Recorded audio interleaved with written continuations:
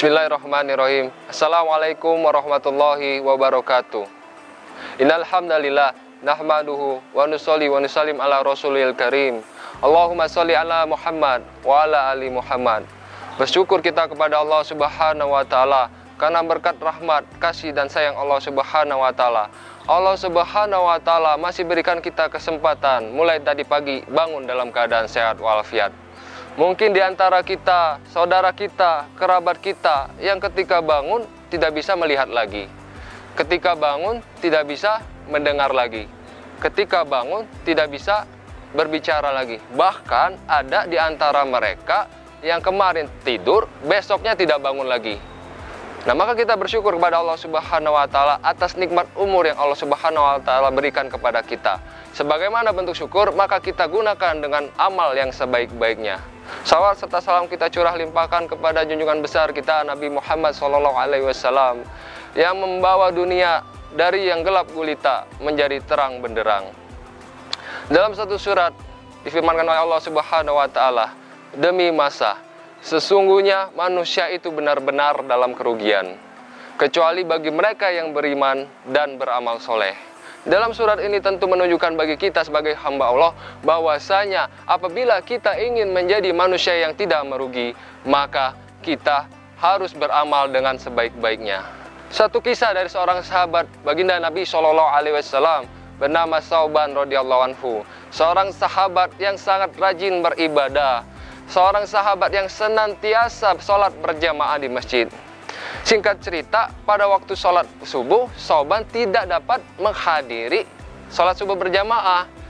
Lantas ketika itu disadari oleh Rasulullah SAW, maka kemudian Rasulullah SAW menanyakan kepada para sahabat yang lainnya, di mana Thauban? Di mana Thauban? Maka para sahabat mengucapkan, tidak tahu ya Rasulullah.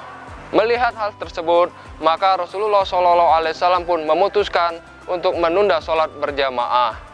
Ditunggulah Thauban, ditunggu sampai waktu subuh mau habis, maka diputuskan oleh Rasul untuk ditegakkanlah sholat berjamaah. Selepas sholat subuh, Rasul dan para sahabat memutuskan untuk berkunjung ke rumah Thauban radhiyallahu anhu. Langkah demi langkah ditapaki. Setibanya di rumah Thauban, diketahui bahwasanya ternyata Thauban hari-hari itu menempuh waktu 3 jam untuk melaksanakan sholat berjamaah di masjid. Sungguh luar biasa kisah tauladan yang ditunjukkan oleh Thauban. Sesampainya di rumah daripada sahabat Thauban, maka Rasulullah dan sahabat pun bertemu dengan istrinya Thauban. Lantas Rasulullah SAW pun bertanya, di mana Thauban? Di mana Thauban? Mengapa tidak mengikuti sholat berjamaah pada hari ini? Maka istrinya pun menjawab, wahai Rasulullah, Thauban telah wafat. Apa yang terjadi sebelum wafatnya Thauban? Maka istrinya menjawab, tidak ada yang istimewa ya Rasul. Namun ada 3 hal yang dikatakan oleh Thauban. Yang pertama adalah mengapa tidak lebih jauh. Yang kedua, mengapa tidak yang baru. Dan yang ketiga, mengapa tidak semuanya. Mendengar hal tersebut, turunlah kabar dari langit kepada Rasulullah SAW. Lantas Rasul pun tersenyum dan menyampaikan, sungguh begitu besar hikmah dari perkataan yang disampaikan oleh Thauban radhiyallahu anhu.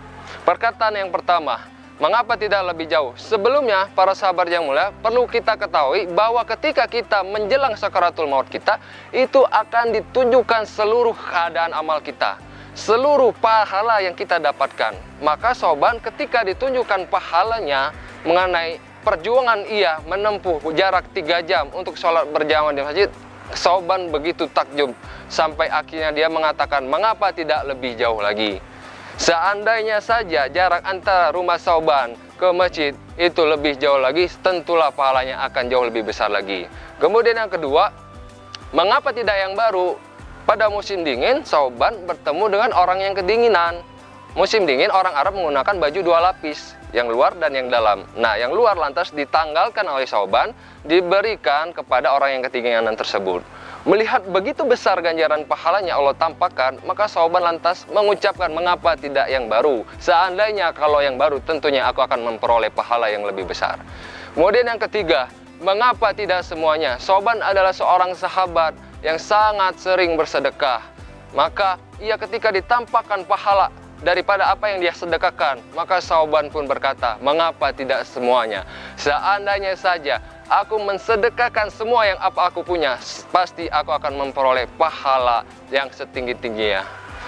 Sahabatku yang mulia, mudah-mudahan daripada kisah Sauban ini kita bisa meneladani sikap daripada Sauban ini. Semoga Allah Subhanahu wa taala senantiasa berikan kita kemampuan untuk bisa mengamalkannya.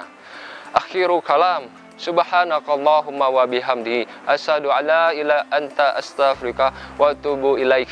Assalamualaikum warahmatullahi wabarakatuh.